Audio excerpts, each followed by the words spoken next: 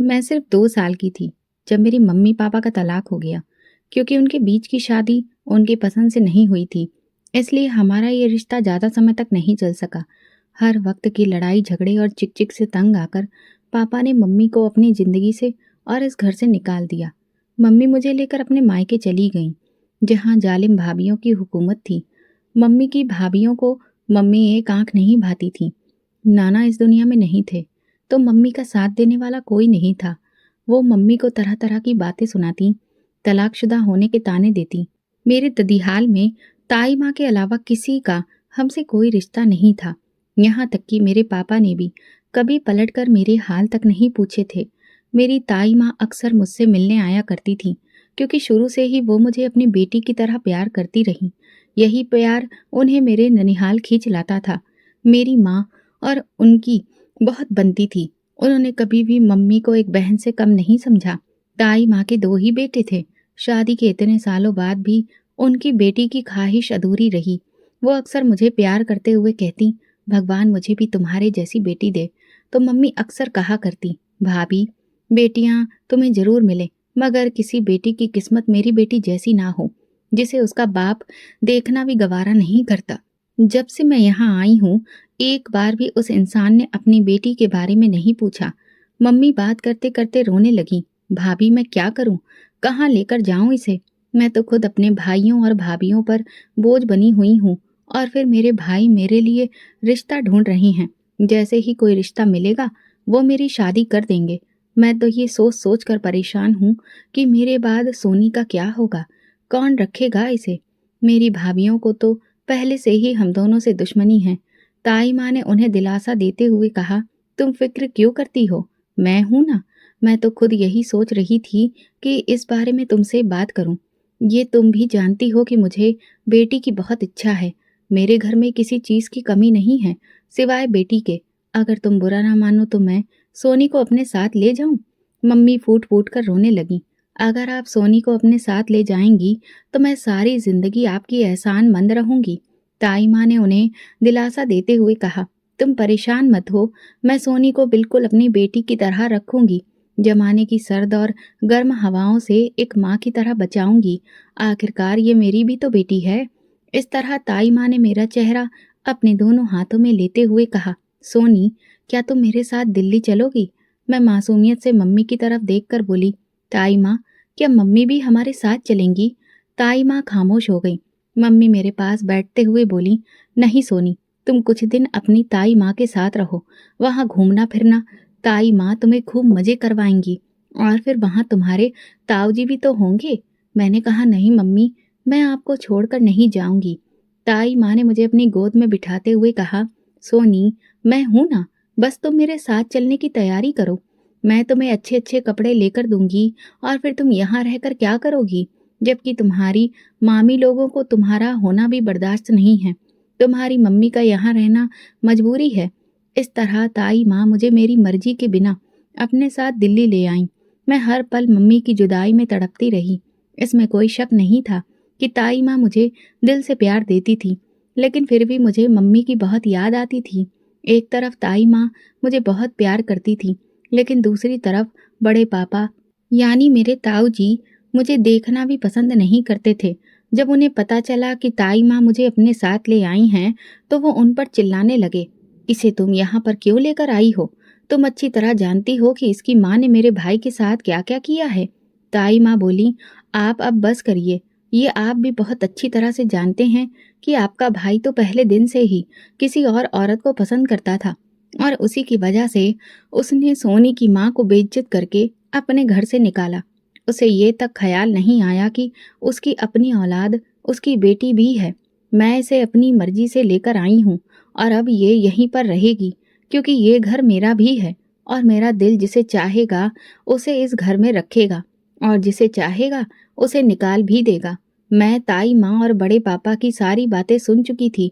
उन बातों को सुनने के बाद जब भी बड़े पापा से आमना सामना होता तो मैं डर के मारे कांपने लगती थी। बड़े पापा ने कभी भी मुझे भतीजी की तरह प्यार नहीं दिया, बल्कि हमेशा नफरत की नज़रों से देखा, क्योंकि ताई माँ का खुद का बिजनेस था।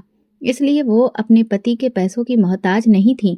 उन्होंने मेरा दाखिला बहुत अच्छे स्कूल में करवाया, जहाँ उनके खुद के बेटे भी पढ़ते थे। वो मेरी हर छोटी-छोटी बात को अहमियत देती थीं। स्कूल से आने के बाद मैं सारा दिन अपने कमरे में बंद रहती थी, क्योंकि जब भी मैंने ताई माँ के बेटों के साथ खेलने की कोशिश की, उन्होंने मुझे हमेशा डाँट कर भगा दिया। उस नासमझ उम्र में मैं इतना तो समझ ही गई थी कि ये सब बड़े पापा की वजह से है। वो तो चाहते ही नहीं थे कि मैं इस घर में रहूं। एक दिन ताई माँ घर से बाहर गई हुई थीं, तो मेरी मम्मी मुझसे मिलने के लिए आईं, लेकिन बड़े पापा ने उन्हें इज्जत देने की बजाय बेइज्जत करके अपने घर से बाहर निकाल दिया।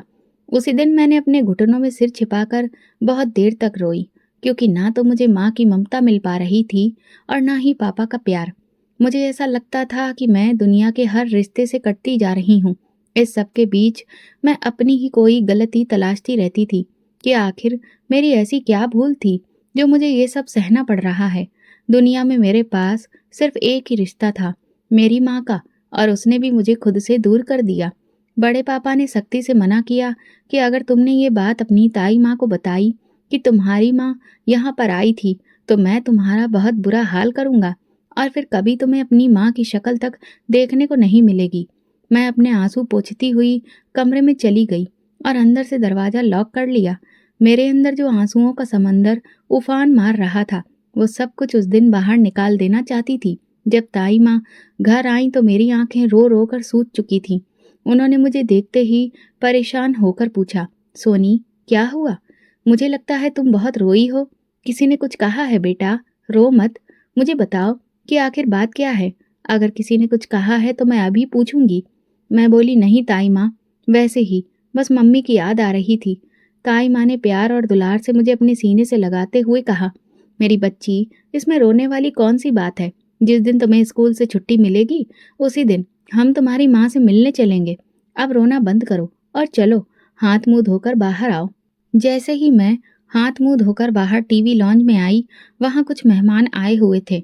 मैं वापस कमरे में जाने को हुई तो ताई माँ बोली, सोनी, यहाँ मेरे पास आओ। मैं धीरे धीरे कदम बढ़ाती हुई उनके पास गई। फिर वहां बैठी हुई मेहमान औरतों से ताई माँ ने मेरा परिचय कराते हुए कहा, ये मेरे देवर संजय की बेटी है। बेचारी बहुत मासूम है। मुझे तो इस पर बहुत तरस आता है। अब तक ये अपने ननिहाल में अपनी माँ के साथ रहती थी। आप लोग तो जानती हैं कि भाभीयों को कहाँ बर्दाश्त होता है कि ननद मायके में बैठी रहे, इसीलिए मैं इसे अपने पास ले आई हूँ। अब ये यहीं रहेगी। मुझे भी बेटी की बहुत ख्वाहिश थी, तो वो भी पूरी हो गई। उस दिन जैसे मुझे खुद से ही नफरत होने लगी थी कि ताई माँ ने मुझे तरस खाकर अपने पास रखा है। अब मैं उनके व्यवहार और नज़रों को समझने लगी थी, क्योंकि अब मैं वो मासूम सोनी नहीं रही थी जो किसी की भी बात सुनकर बस आंसू बहाया करती थी। अब मुझ में इतनी हिम्मत आ गई थी कि मैं लोगों की कड़वी बातों को चुपचाप सुनकर बर्दाश्त कर सकूं, और जब मेरी सहनशीलता जवाब दे जाती तो मैं भूखी रहकर खुद को और ज्यादा सजा देती थी। ताई माँ मेरे आगे पीछे घूमकर खूब मेहनत करती कि मैं खाना खा लूं, मगर मुझे अब किसी से कोई फर्क नहीं पड़ता था। मेरे मामा लोगों ने मम्मी की दूसरी शादी कर दी। उसके बाद तो मैं माँ को देखने के लिए तरस गई। कई सालों बाद हम माँ बेटी एक दूसरे से मिलते, लेकिन जब से माँ के पति से उन्हें बच्चे हुए, उन्होंने तो जैसे मुझे पूरी तरह से भुला ही दिया था। मैं तरसती थी, तड़पती थी, ममता की मोहब्बत के लिए परेशान रहती थी। बेशक ताई माँ मुझे बहुत प्यार करती थी, लेकिन जो फर्क अपने और पराये में होता है वो कभी मिट नहीं सका। वक्त के साथ साथ ताई माँ का झुकाव अपने बेटे की तरफ ज्यादा होने लगा। हर फैसले में उनकी राय ली जाती थी और मैं एक अनजाने इंसान की तरह कोने में खड़ी सब कुछ देखती रहती थी। मेरा दिल खून के आंसू रोता था। अगर आज मेरी मम्मी पापा मेरे साथ होते तो मुझे इस तरह लावारिसों की तरह जिंदगी नहीं गुजारनी पड़ती। एक बार ताई माँ और उनका पूरा परिवार एक शादी में शामिल होने जा रहा था, लेकिन बड़े पापा ने सख्ती से कह दिया, सोनी हमारे साथ नहीं जाएगी। वहाँ लोग तरह तरह के सवाल करेंगे और मैं नहीं चाहता कि मुझे शर्मिंदगी का सामना करना पड़े। मैं जानती थी कि अगर ताई माँ चाहती तो बड़े पापा को मना सकती थी, लेकिन शायद वो खुद भी नहीं चाहती थी कि मैं साथ जाऊं, या फिर शायद मेरे मन में उनके लिए गलतफहमी थी। बड़े पापा के शब्द तो मैं पहले ही सुन चुकी थी। जब ताई माँ मुझे खाना देने मेरे कमरे में आईं तो मैं उन पर चिल्ला पड़ी, अब आप यहाँ क्या लेने आई हैं? जाइए, अपनी फैमिली के साथ एंजॉय करिए। मेरा क्या है? अगर आज मेरे मम्मी पापा मेरे साथ होते तो मुझे आपकी कड़वी बातें ना सुननी पड़ती, ना ये सब देखना पड़ता। ताई माँ खामोशी से उल्टे पांव लौट गईं। शादी से लौटने के बाद अचानक ताई माँ की तबीयत इस कदर बिगड़ गई कि उन्हें अस्पताल ले जाना पड़ा। वो जवानी से ही शुगर की मरीज थीं। उन्हें शुगर का अटैक आया जो उनके पैरों पर बहुत असर कर गया। अब उनके लिए चलना फिरना बहुत मुश्किल हो गया था। ताई माँ की तबीयत खराब होने के बावजूद ना तो मैं उनसे मिलने गई, ना उनके कमरे में झांका। वो कई बार मुझे अपने पास बुलाती थी, लेकिन मुझे तो जैसे उनसे नफरत सी हो गई थी। जब से वो मुझे छोड़कर शादी पर गई थीं, बस मुझे उसी बात का गुस्सा था जो मुझे ताई माँ के करीब जाने नहीं देता था। मैट्रिक के बाद क्योंकि ताई माँ बीमार रहने लगी थी, बड़े पापा ने मुझे कॉलेज में एडमिशन लेने से मना कर दिया ताकि मैं नौकरानी के साथ मिलकर घर के कामकाज देख सकूं।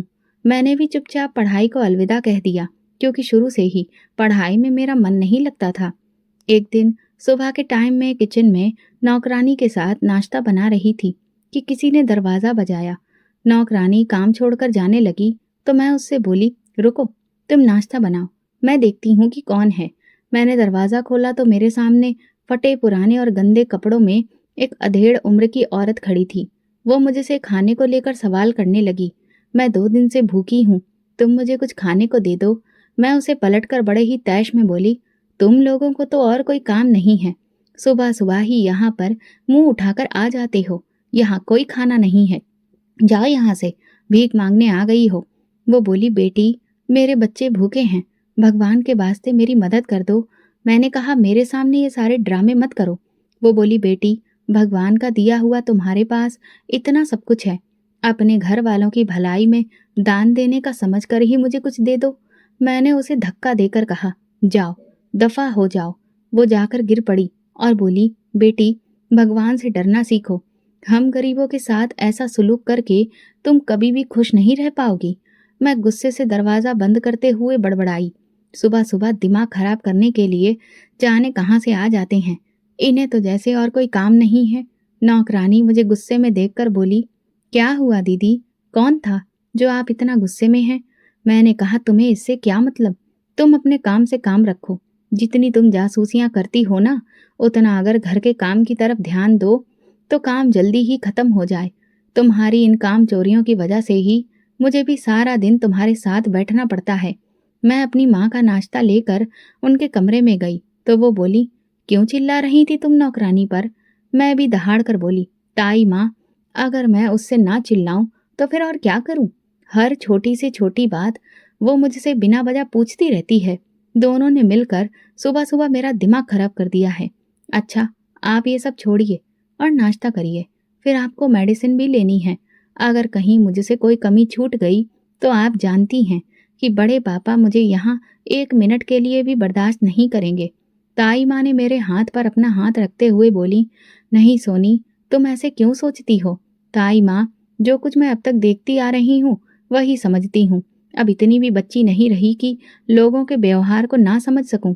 इसलिए अब तुम नाश्ता करो और बड़े पापा के मेरे साथ व्यवहार पर पर्दा डालना बंद करो, जिसे मैं बखूबी जानती हूँ। ताई माँ बोली, सोनी, तुम अपने बड़े पापा की बातों का इतना बुरा क्यों मानती हो? वो तो बस ऐसे ही हैं।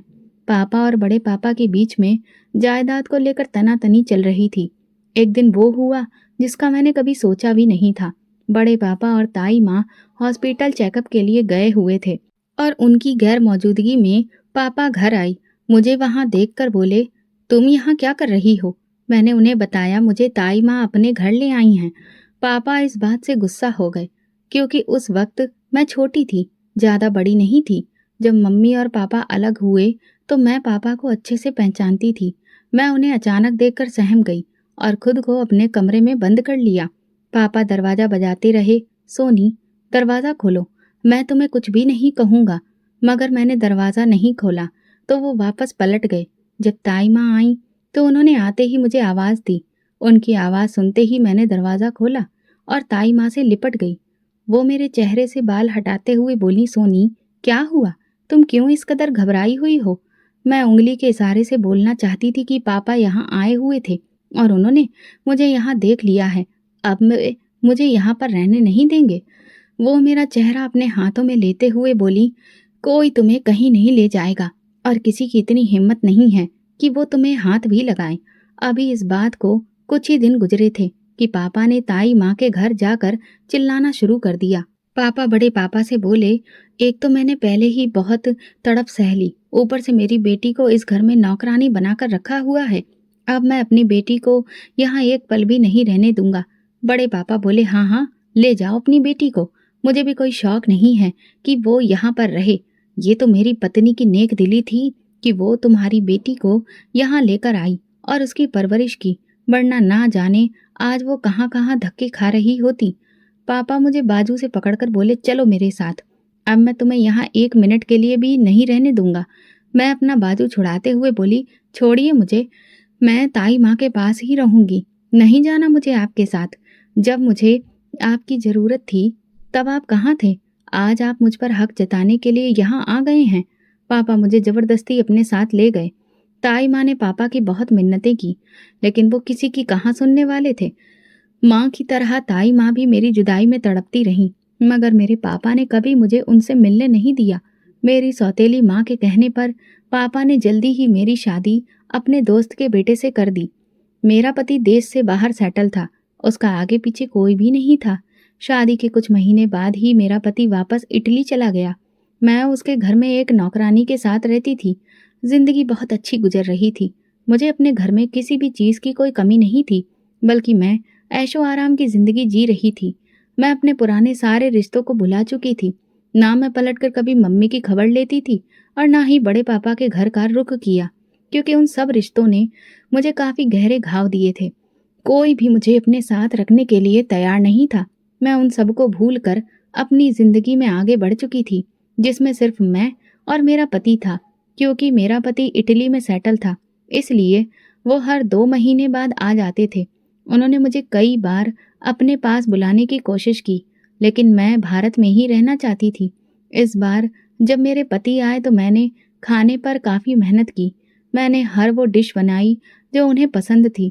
फ्लाइट लेट हो जाने की वजह से मेरे पति भी देर से घर पहुंचे। मैं खुश थी, क्योंकि मैं अकेले रहकर बहुत परेशान हो चुकी थी। खाने से फ्री होकर मैंने नौकरानी को बर्तन समेटने को कहा। बर्तन समेटने के बाद तुम घर चली जाना, मैंने कहा, क्योंकि जब मेरे पति घर आ जाते हैं तो मैं उसे छुट्टी दे देती हूँ। वो सिर्फ काम के वक्त आती और काम करके वापस चली जाती। बर्तन धोने के बाद नौकरानी मुझसे बोली, दीदी बहुत सारा खाना बच गया है, इसका क्या करूं? क्या मैं अपने बच्चों के लिए ले जाऊं? तो मैंने कहा, ये खाना तुम्हारे बच्चों के लिए है, उन्होंने कभी ऐसा खाना खाया भी है? तुम ऐसा करो, ये सारा खाना बर्तनों में डालकर फ्रिज में रख दो। मेरे ऐसा कहने पर नौकरानी मायूसी से वापस किचन में पलटी। मैंने कहा, अच्छा शिवानी, जाते हुए ध्यान से दरवाजा बंद कर देना और देखो सुबह टाइम पर आ जाना, मैं देर बिल्कुल भी बर्दाश्त नहीं करूंगी। वो बोली, दीदी आप फिक्र ना करें, मैं सुबह जल्दी आ जाऊंगी। सुबह मेरी आंख खुली भी नहीं थी कि दरवाजे की बेल बजी। मैं आंखें मसलते हुए घड़ी की तरफ देखने लगी। सुबह के 7 बज चुके थे। इतनी सुबह सुबह कौन आ गया? मैं चप्पल पहनकर दरवाजा खोलने गई तो सामने शिवानी खड़ी थी। मुझे देखते ही उसने नमस्ते किया, लेकिन मैंने उसके नमस्ते का कोई जवाब नहीं दिया। मैं बोली, अच्छा शिवानी, तुम ऐसा करो कि पहले पूरे घर की सफाई कर लो, क्योंकि अभी सब सो रहे हैं। जैसे ही वो उठेंगे नाश्ता तैयार कर देना। मैं उसे ऊपर से नीचे तक सरसरी नजरों से देखती हुई बोली, और ये क्या, तुम ऐसे ही होलिये में उठकर आ जाती हो? कम से कम साफ सुथरे कपड़े पहनकर तो आया करो, मुझे तुमसे घिन आती है। अच्छा, तो अब तुम मेरा मुंह क्या देख रही हो? जल्दी से सफाई करो। वो जी दीदी कहकर सफाई करने चली गई। काम से फ्री होकर शिवानी ने घर जाने के लिए मुझसे इजाजत मांगी। मैं बोली, किचन का सारा काम खत्म हो गया? जी दीदी, मैंने बर्तन भी धो दिए हैं और अच्छे से पूरे किचन की सफाई भी कर दी है।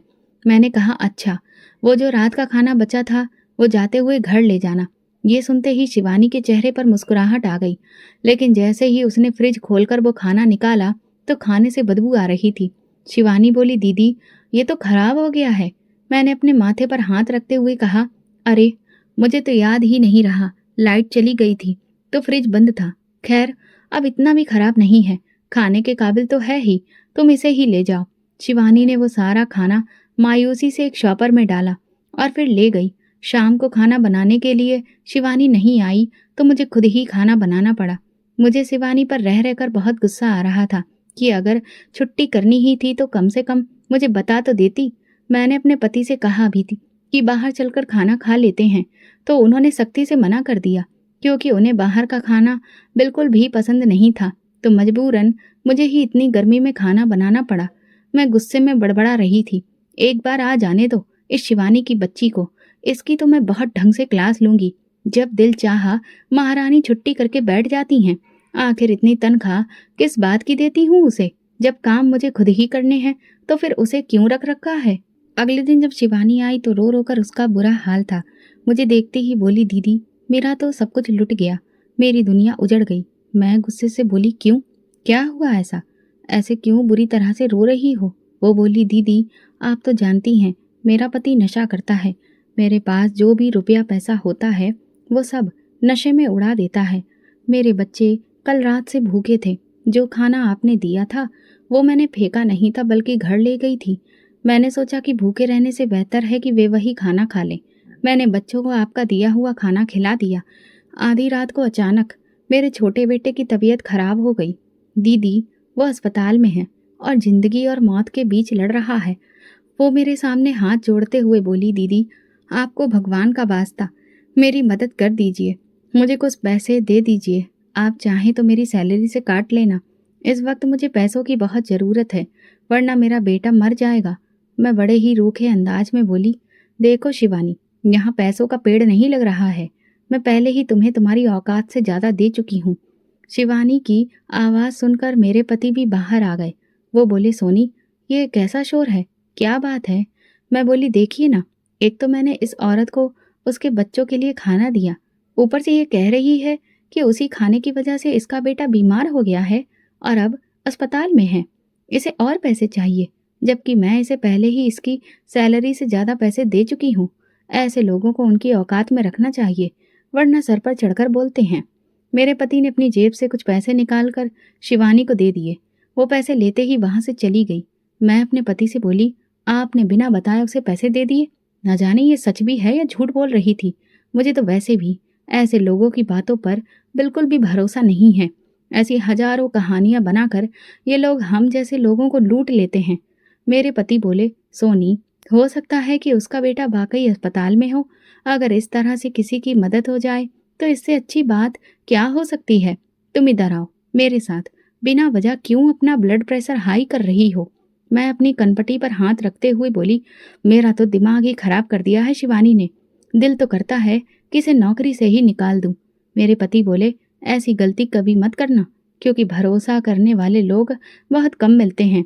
और वैसे भी जब से हमारी शादी हुई है वो तुम्हारे साथ ही तो रहती है। उसी दिन मेरी तबीयत अजीब सी हो रही थी, कुछ भी खाने को मेरा मन नहीं कर रहा था। सुबह उठ ही नहीं पाई। मेरे पति मुझे जगाते हुए बोले, सब ठीक तो है? क्या आज सारा दिन सोने का इरादा है? मैं अपनी आंखें मलते हुए और उनके बाजू पर सिर रखते हुए बोली, पता नहीं मुझे क्या हो रहा है, तबीयत ठीक नहीं है। ऐसा लग रहा है जैसे अभी उल्टी आ जाएगी, दिमाग भी चकरा रहा है। मेरे पति बोले, अच्छा उठो तैयार हो जाओ, नाश्ते के बाद मैं तुम्हें डॉक्टर के पास चेकअप के लिए लेकर चलता हूँ। उसी दिन नाश्ता भी मेरे पति ने बनाया। डॉक्टर ने चेकअप के बाद बताया कि मैं माँ बनने वाली हूँ। ये खबर हम दोनों पति पत्नी के लिए बहुत बड़ी थी। डॉक्टर ने मुझे आराम करने की सलाह दी।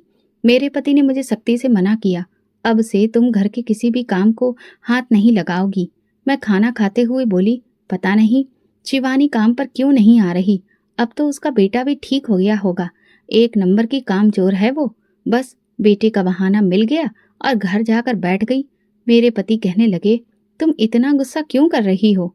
वो खुद ही आ जाएगी जब उसे आना होगा। वैसे भी जब तक मैं यहाँ हूँ तुम्हारा ख्याल रखना मेरी जिम्मेदारी है। मैं उनके कंधे पर सिर रखकर बोली, सुमित आप बहुत अच्छे हैं, मेरा कितना ख्याल रखते हैं। अगले दिन शिवानी आ गई। वो पहले की अपेक्षा काफी कमजोर लग रही थी।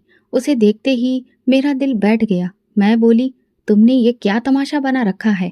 जब तुम्हारा मन करता है तुम आ जाती हो और जब जी चाहता है छुट्टी कर लेती हो। अगर तुम्हारी यही हरकतें रहीं तो मैं तुम्हें नौकरी से निकाल दूंगी। शिवानी की आंखों में आंसू आ गए। वो बोली, दीदी मैंने आपको बताया था ना कि मेरा बेटा बीमार है। वो कई दिनों तक अस्पताल में भर्ती था। आज उसे मिट्टी में गए काफी दिन हो गए। इसी वजह से घर में काफी लोग आ जा रहे थे और मैं काम पर नहीं आ पाई। मैं हैरानी से शिवानी की तरफ देखते हुए बोली, क्यों? ऐसा क्या हुआ है तुम्हारे घर में? शिवानी सिसकने लगी। उसके सब्र का बांध टूट चुका था। वो बोली, दीदी मेरा बेटा मुझे छोड़कर हमेशा के लिए चला गया। काश मैं उसे आपका दिया हुआ खाना ना खिलाया होता।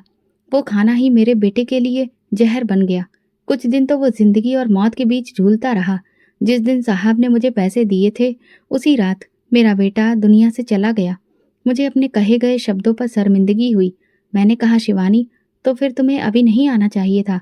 तुम्हारे और भी बच्चे हैं, तुम्हें उनके पास रहना चाहिए था।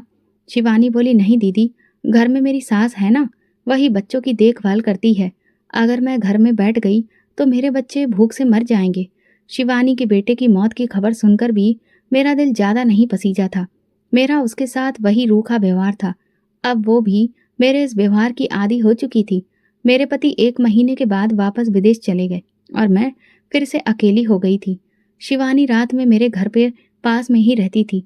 मेरे पति खास तौर पर यह हिदायत देकर गए थे कि सोनी को कभी अकेला मत छोड़ना। मेरा मन तो नहीं चाहता था कि मैं उसे अपने घर पर रखूं, लेकिन मेरी मजबूरी थी। मैं अकेले नहीं रह सकती थी और ससुराल में भी कोई नहीं था। यूं ही वक्त गुजरता गया। एक रात मुझे अचानक भयंकर दर्द होने लगा। तकलीफ मेरी सहन शक्ति से बाहर थी। मैं शिवानी को आवाज देना चाह रही थी, लेकिन गले से आवाज ही नहीं निकल रही थी। बहुत हिम्मत करके मैंने साइड में रखा शीशे का जग नीचे गिरा दिया। जग गिरने की आवाज सुनकर शिवानी भागती हुई मेरे कमरे में आई।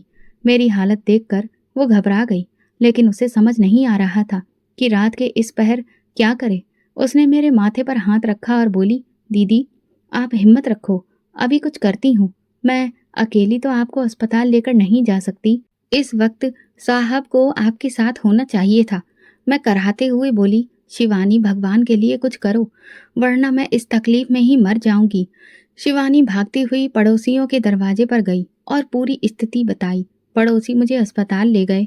सुबह मैंने एक बेटे को जन्म दिया।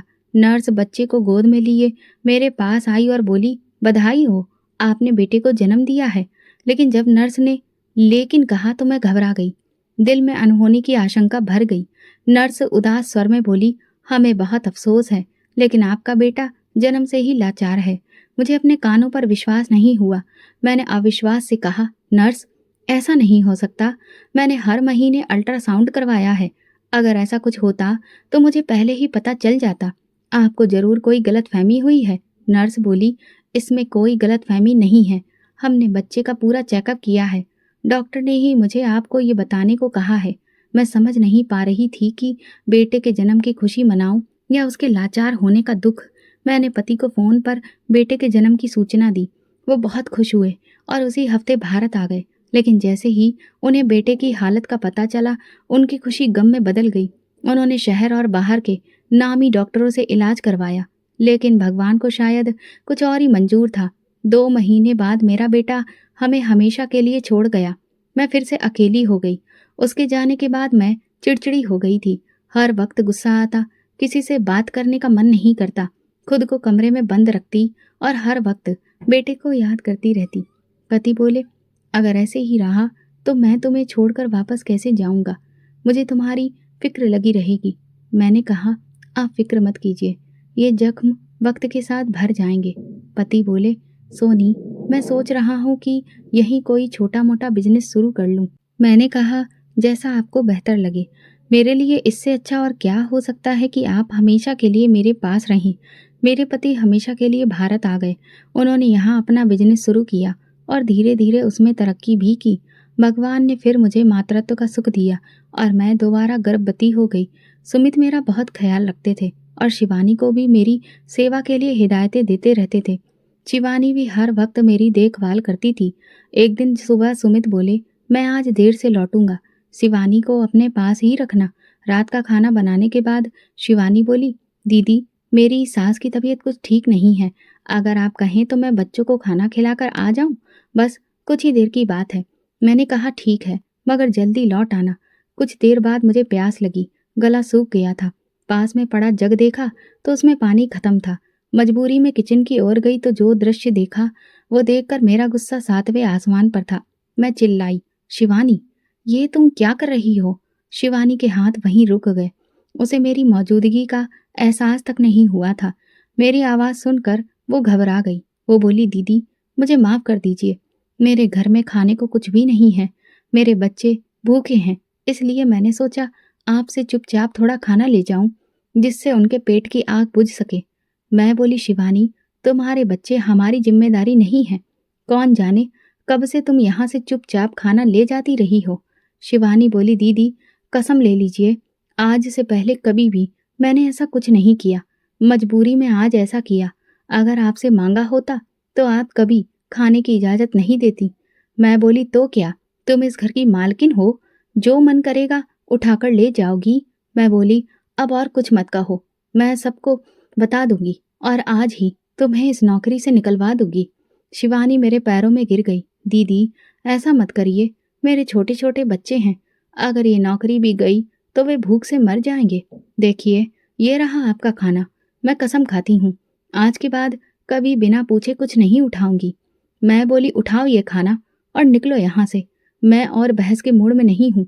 सुबह आ जाना, तुम्हारा हिसाब कर दूंगी। मुझे नहीं चाहिए ऐसी नौकरानी जो मेरी पीठ के पीछे चोरी करे। अब जाओ, दफा हो जाओ। शिवानी हाथ जोड़कर गिड़गिड़ाती रही, लेकिन मैंने उसकी एक न सुनी और उसे धक्के मारकर घर से निकाल दिया। अगले दिन मैंने अपने पति को शिवानी की हरकत के बारे में बताया तो वो बोले, सोनी, तुम इस बात को इग्नोर क्यों नहीं कर देती हो? उसने भी तो बहुत मजबूरी में ये कदम उठाया होगा। मैं बोली, मुझे अब और कुछ नहीं सुनना। बस मैंने फैसला कर लिया है कि मैं अब उसे घर में नहीं रखूंगी। आज वो आएगी तो आप उसका हिसाब किताब देकर उसे यहाँ से जाने को कह दीजिए। और खबरदार, अगर आप उसे रोकने की कोशिश करें। शिवानी को घर से निकालने के बाद मैंने एक नई नौकरानी रखी, जो कि शिवानी के मुकाबले में काफी आलसी थी। हर काम मुझे उससे कहकर ही करवाना पड़ता था। मेरे कहने के बावजूद भी वो हर काम में अपनी मर्जी चलाती और कोई भी काम ढंग से नहीं करती थी। गुजरते वक्त के साथ मैंने फिर से एक बेटे को जन्म दिया। जब मुझे होश आया तो मैं अपने दाएं बाएं देखने लगी, मगर मेरे पास कोई भी नहीं था। मैंने आवाज देकर नर्स को बुलाया, नर्स, मेरा बच्चा कहाँ है? नर्स खामोश रही। मैं चिल्लाई। मैंने पूछा, मेरा बच्चा कहाँ है? तो वो नर्स बोली, आपका बच्चा पैदाइशी लाचार था। पैदा होने के तुरंत बाद वो मर गया। मैं रोने लगी। नर्स, प्लीज मुझे मेरा बच्चा दिखाओ, मैं उसे देखना चाहती हूँ। लेकिन वो बोली, आपका बच्चा तो आपके पति दफनाने के लिए ले गए हैं। कुछ देर बाद मेरे पति आए तो वे मुझसे बेजार होते हुए बोले, तुमसे लाचार बच्चे ही क्यों पैदा होते हैं? क्या मैं कभी एक हेल्दी औलाद की खुशी नहीं देख पाऊंगा? मैं बोली, सुमित, ये सब मेरे बस की बात नहीं है। आपको क्या लगता है कि मुझे इस बात का कोई दुख नहीं है? मैंने अपनी औलाद खोई है और एक माँ से बड़ा दुख किसी का हो ही नहीं सकता। उस दिन के बाद से मेरे पति मुझसे सीधे बात तक नहीं करते थे। हम दोनों एक दूसरे के लिए ऐसे थे जैसे एक छत के नीचे दो अजनबी रहते हों। वो आधी रात को घर आते और जब मैं देर से आने की शिकायत करती तो वो कहते, किसके लिए? जल्दी घर आऊं क्या? मुझे घर में पुकारने के लिए बच्चे हैं जो कहें कि पापा जल्दी घर आओ। भगवान के आशीर्वाद से मायूसी नहीं होते। मैं सोचती थी शायद आने वाला वक्त औलाद की खुशियां लेकर आए। मैं तीसरी बार माँ बनने वाली थी। गुजरते वक्त के साथ मुझे बहुत सी परेशानियां और अंदर से गहराता डर था। डर था कि इस बार भी मेरे साथ वैसा ही ना हो जैसा पहले हो चुका है। मैं भगवान के आगे रो रो कर प्रार्थना करती कि मुझे सेहतमंद औलाद दे। जितना हो सकता था मैं पूजा पाठ करती, नियम से सुबह शाम भगवान को याद करती ताकि आने वाला वक्त मेरे लिए अच्छा हो। मगर होनी को कौन टाल सकता था। तीसरी बार मैंने एक लाचार बच्ची को जन्म दिया जो दिमागी तौर पर भी कमजोर थी। जब मेरे पति को ये पता चला तो उन्होंने मुझे उसी वक्त घर से बाहर निकाल दिया। वो पहले ही किसी और लड़की के चक्कर में थे। उन्होंने उसी लड़की से शादी कर ली और मुझे तलाक देकर अपनी जिंदगी से निकाल फेंका। मैंने अपने पति को अपने प्यार का वास्ता दिया, मैं आपसे कुछ नहीं मांगूंगी, घर में नौकरानी बनकर रहूंगी, मगर मुझे इस घर से बेदखल ना करें। मगर उस इंसान ने मेरी एक भी ना सुनी। ना तो मुझ पर दया आई और ना ही अपनी लाचार बेटी पर। उसने तो ये तक नहीं सोचा कि मैं उस नन्ही सी जान को लेकर कहाँ जाऊंगी। मेरा तो अब कोई ठिकाना भी नहीं था, क्योंकि मैं अपने पीछे तमाम रिश्ते खत्म कर चुकी थी। अब अगर मैं वहां जाती भी तो किस मुंह से जाती। मैं अपनी बेटी को सीने से लगाकर सड़क पर आसपास के लोगों से बेपरवाह चलती जा रही थी, जबकि मुझे अपनी मंजिल का कोई अता पता नहीं था। मोहल्ले की औरतों ने कहा, तुझे किसी बुजुर्ग की बद्दुआ लगी है। मैं अपने दिमाग पर जोर डालने लगी कि मैंने तो कभी किसी बुजुर्ग के साथ बुरा नहीं किया। चलते चलते जब थक जाती तो बेटी को सीने से लगाए वहीं बैठ जाती। शाम के साए ढल चुके थे। चलते चलते मेरे पैरों में छाले पड़ गए थे। अब मुझ में चलने की हिम्मत भी नहीं थी। मैं सोचने लगी, अब मैं कहाँ जाऊं। मुझे तो कोई छांव तक का सहारा नहीं था। मैंने भगवान को पुकारा और कहा, कोई चमत्कार ही करके दिखा दो, और अपनी बेटी को सीने से लगाकर सो गई। सुबह जब मेरी आंख खुली तो जमीन खिसक गई, क्योंकि मेरे ऊपर एक छांव दिख रही थी जो एक औरत ने दी थी, और वो कोई और नहीं बल्कि शिवानी थी। जैसे ही सूरज की धीमी किरणें मेरे चेहरे पर पड़ी, मैं एकदम से सीधी होकर बैठ गई। शिवानी बोली, दीदी आप यहाँ क्या कर रही हैं? मैं शिवानी को जवाब दिए बिना बोली, लेकिन तुम यहाँ कैसे? क्या तुम्हारा घर यहीं पर है? वो बोली, मैं पास वाले बंगले में काम करती हूँ, लेकिन आप इस हाल में यहाँ कैसे? मैं दुख भरे लहजे में बोली, शिवानी शायद मुझे तुम्हारी ही बद्दुआ लगी है जो आज मैं इस हाल में हूँ। मेरे पति ने मुझे तलाक देकर घर से निकाल दिया, क्योंकि लाचार बच्चे पैदा करने में शायद मेरा ही कसूर है। मैं शिवानी के सामने हाथ जोड़ते हुए बोली, शिवानी मैं जानती हूँ मैंने तुम्हारे साथ बहुत बुरा किया, तुम्हारी गरीबी का मजाक उड़ाया, तुम्हारे साथ जुल्म किया, और शायद यही उसकी सजा है जो आज मैं भुगत रही हूँ। शिवानी बोली, नहीं दीदी, भगवान गवाह है कि मैंने आपको कभी बद्दुआ नहीं दी थी।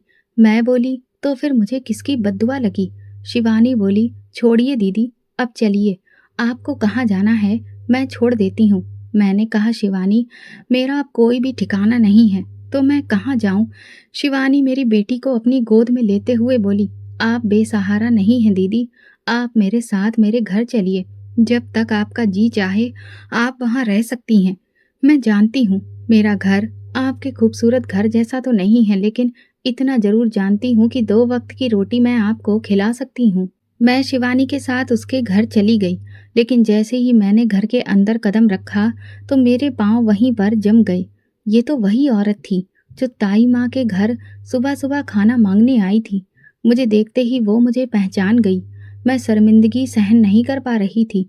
मैं बोली, माँ जी, मैंने उस दिन आपके साथ बहुत बुरा सुलूक किया। हो सके तो भगवान की खातिर मुझे माफ कर दीजिए। मुझे किसी ने कहा कि मुझे किसी बुजुर्ग की बद्दुआ लगी है। पहले तो मुझे याद नहीं था कि मैंने किसी बुजुर्ग के साथ बुरा बर्ताव किया था, लेकिन आपको देखते ही मैं समझ गई कि शायद मुझे आपकी ही बद्दुआ लगी है। वो शिवानी की सास थी। वो बोली, बेटा मैंने तुम्हें कोई बद्दुआ नहीं दी थी, लेकिन अंदर से आह तो निकलती ही है ना, वो भी तब जब कोई आपके साथ बुरा करे। मैं क्या करती? ये बच्चे भूखे थे, उनकी भूख मिटाने के लिए मैं तुम्हारे दरवाजे पर चली गई थी। मैंने कहा, माँ जी मैं बहुत शर्मिंदा हूँ। हो सकता है आपके मुझे माफ कर देने से भगवान भी मुझे माफ कर दे, क्योंकि सबसे पहले अगर मुझे भगवान के दरबार में जाना पड़ा तो बिना आपकी माफी के मैं वहां कैसे मुंह दिखाऊंगी। वो बोली, बेटी मैंने तुम्हें माफ किया। फिर उन्होंने मेरी बेटी को अपनी गोद में लेते हुए कहा, तुम मेरे साथ चलो। वो मुझे एक ज्ञानी बुजुर्ग के पास ले गईं। उन बुजुर्ग ने कुछ मंत्र पढ़कर मेरी बेटी की नजर उतारी और कुछ दिनों तक बार बार वहां आने के लिए कहा। चाहे इसे भगवान का करिश्मा कहो या कुछ और, देखते ही देखते मेरी बेटी धीरे धीरे ठीक होने लगी थी। अब वो हर बात को समझने लगी थी और बिल्कुल एक सामान्य इंसान की तरह व्यवहार करने लगी थी। मैं अपनी बेटी के ठीक हो जाने पर बहुत खुश थी। एक दिन मैंने शिवानी की सास से कहा, माँ जी मुझे अब चलना चाहिए। तो वो बोली, लेकिन तुम जाओगी कहाँ? मैं बोली, जाऊंगी, लेकिन अब मैं आप लोगों पर और ज्यादा बोझ नहीं बनना चाहती। पता नहीं आप लोग अपना गुजारा किस तरह से कर रहे हैं। शिवानी बोली, दीदी आपको कहीं जाने की जरूरत नहीं है। आप इस नन्ही परी को लेकर कहाँ भटकेंगी? आप यहीं हमारे साथ रहिए। जहाँ मैं इन सब का पेट पाल रही हूँ, वहीं आपकी किस्मत का भी रास्ता निकलेगा। आपको खाने को मिल जाएगा। उन लोगों ने मुझे कहीं जाने नहीं दिया। मैंने फिर अपने गले और बाजू में पहना हुआ जेवर बेचकर घर में एक छोटा सा कारोबार शुरू किया, जिसमें शिवानी ने मेरा भरपूर साथ दिया। अब हमारा कारोबार थोड़ा और बढ़ चुका था। आसपास की औरतें भी हमारे घर आकर काम करने लगी थीं।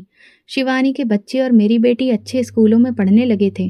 पहले जो जिंदगी मुझे सबसे बेहतरीन लगती थी, अब वो बीती जिंदगी मुझे छोटी लगती थी, क्योंकि तब मुझे पैसों का घमंड था और बहुत अकड़ भी थी, जिसकी सजा भगवान ने मुझे औलाद की शक्ल में दिखाई। अब जबकि मैं अपने कर्मों की सजा भुगत चुकी हूँ, तो मेरे पास ठीक ठाक पैसा होने के बावजूद भी मुझे भगवान का डर है। मालदार इंसान अक्सर गरीब को नफरत भरी नजर से देखता है। आज उन्हीं गरीबों ने मुझे छत दी, जबकि मेरे अपनों ने मेरा साथ छोड़ दिया था। मेरे कारोबार में कई औरतें काम करती हैं, लेकिन मैंने कभी भी किसी औरत के साथ जुल्म नहीं किया, जैसा कि मैंने शिवानी के साथ किया था, क्योंकि अब मुझे मेरे भगवान ने कर्मों का फल दिखा दिया है कि इंसानों पर जुल्म करने का क्या नतीजा होता है। तो दोस्तों, अगर आपको हमारी कहानी पसंद आई हो तो कमेंट करके ज़रूर बताएं। वीडियो को लाइक करें और ज़्यादा से ज़्यादा शेयर करें। अगर आप चैनल पर नए हैं तो सब्सक्राइब जरूर करें और नोटिफिकेशन बेल दबाएं, ताकि अगली अपडेट सबसे पहले आपको मिले। धन्यवाद।